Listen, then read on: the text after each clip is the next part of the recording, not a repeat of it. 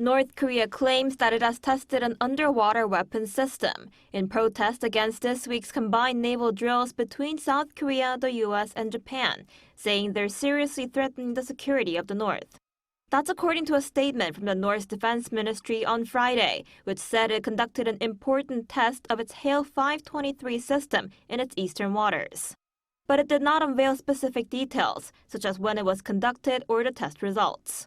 In response, the South Korean military urged the North to immediately stop such actions, as they violate UN Security Council resolutions and threaten global peace.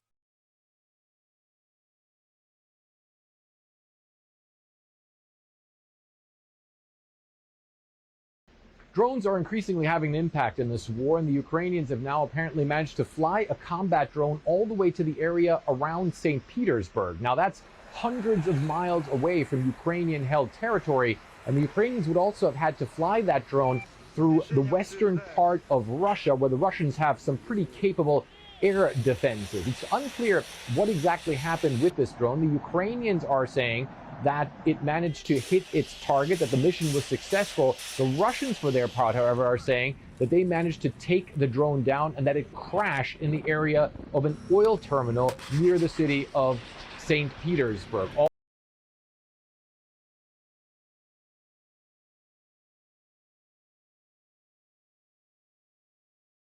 NATO announced on Thursday a new military exercise set to be the largest since the Cold War. Steadfast Defender 2024 will start next week and run through until May. The unprecedented exercise will feature more than 90,000 troops from all 31 alliance countries plus Sweden.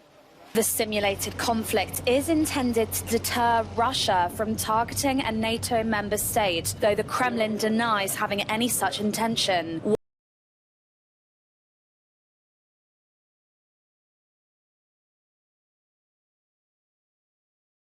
Secretive lab under the state-owned China Electronics Technology Group Corporation has conducted simulations on how U.S. warships could be attacked using space weapons and hypersonic missiles. A report claims that a research paper has also been published on the same. The Chengdu-based institute, called the Science and Technology on Electronic Information Control Laboratory, works on electronic warfare equipment for the Chinese military. It has successfully simulated an attack where the People's Liberation Army catches a U.S. warship off guard using a combination of electronic warfare and new-age hypersonic missiles.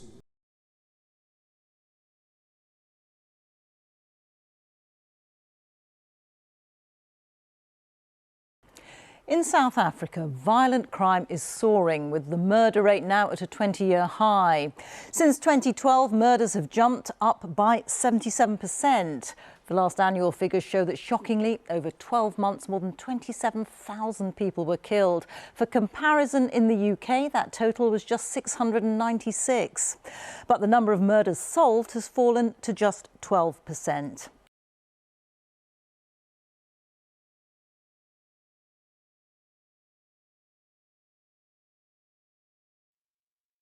It was built to hop, roll, and take photos on the moon.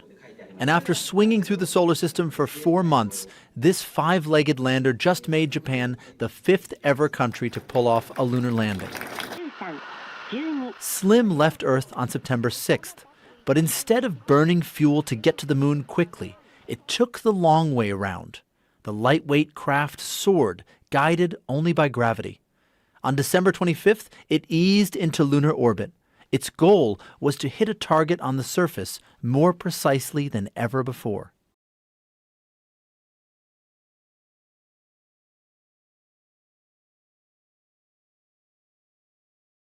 A shocking sight in the night sky over Florida. Oh my God, it's on fire! Engine trouble on an Atlas Air cargo flight minutes after takeoff. Mayday, mayday. The airline says the Boeing 747-8 on its way to Puerto Rico was forced to return to Miami Airport. Engine fire. Request exit back to the airport. Landed safely, the 5 people on board uninjured. The cargo and charter airline says safety is always our top priority. The FAA and NTSB are investigating.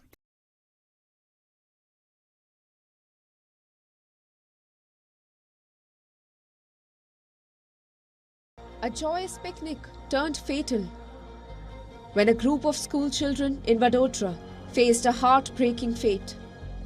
They had gone for boating in Harni Lake, but soon after, a tragic incident unfolded, taking away the lives of at least 14 children on the boat.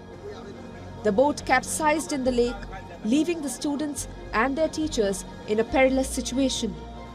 2 teachers also lost their lives in the mishap.